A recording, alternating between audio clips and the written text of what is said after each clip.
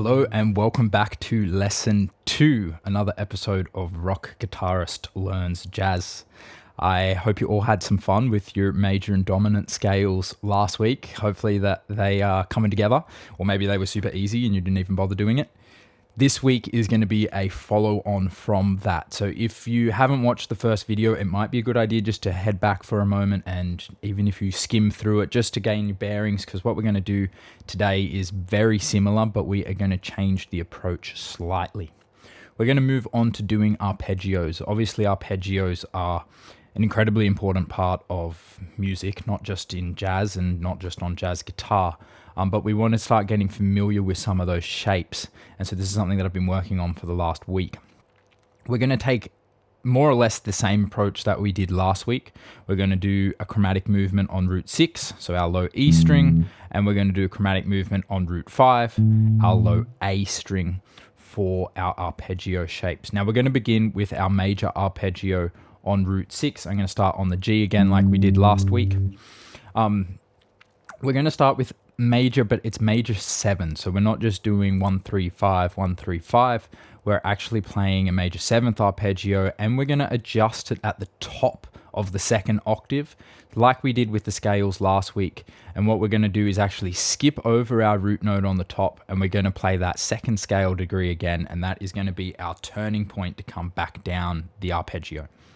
So the way I'm doing this is G, we get our 3rd, we get our 5th, we get our 7th, then we're swapping over to the next octave. So 1 again, we're going to the B here on the G string, that's the 3rd, the D on the B, which is our 5th, and then our 7th. Now instead of finishing it off like that, we're actually going to use that second scale degree, so up onto the A, and then we're going to come straight back down the way we came. So that shape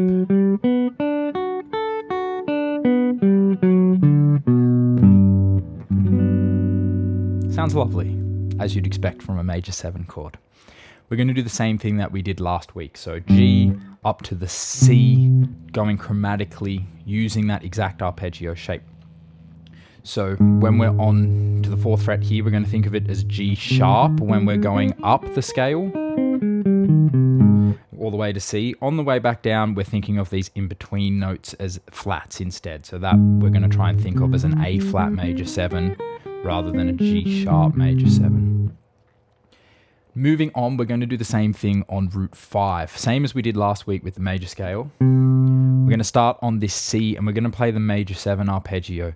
Now, similar to the way that we had to move out of a single position to play the major scale over 2 octaves from our root 5, we're going to have to do the same thing for this arpeggio. So again, finding a way that works for you. You might prefer to go like a 2-note per string kind of thing. We're still going to use that second scale degree as our turning point on the top.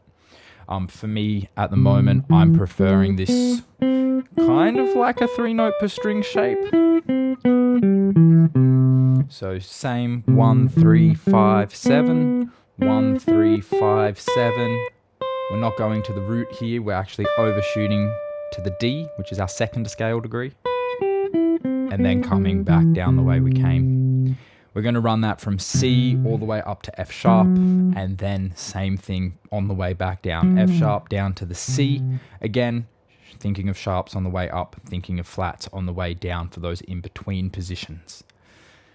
Funnily enough, we are going to do the exact same thing with dominant 7s, exactly like we did last week where we were using the dominant scale running from the G up and the C up, root 6 and root 5. We're going to do the same thing with our dominant arpeggios.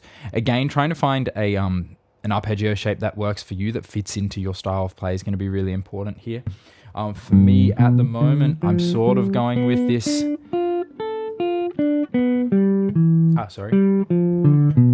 that kind of shape.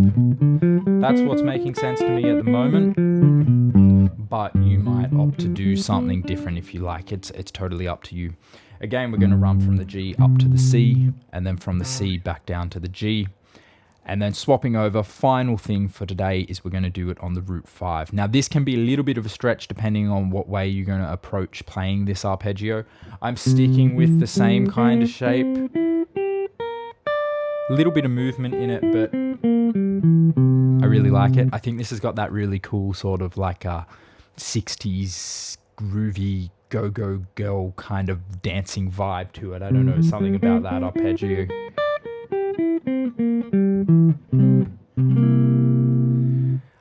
Have some fun with those.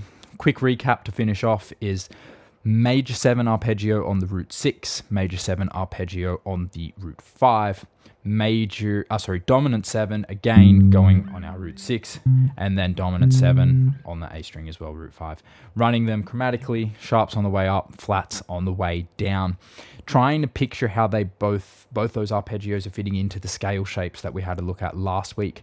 I'm finding that it's helping sort of pick out those important chord tones whilst I'm doing the scales. It's helping me see those. So running the arpeggios has been a really good exercise for the week and really feeds into what we were doing last week, which is helping just progress that without sort of swapping and changing to something totally different already.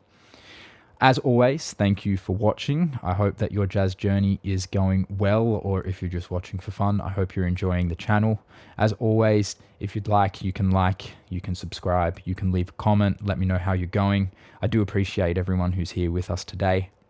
Happy playing, and I'll see you all in the next one.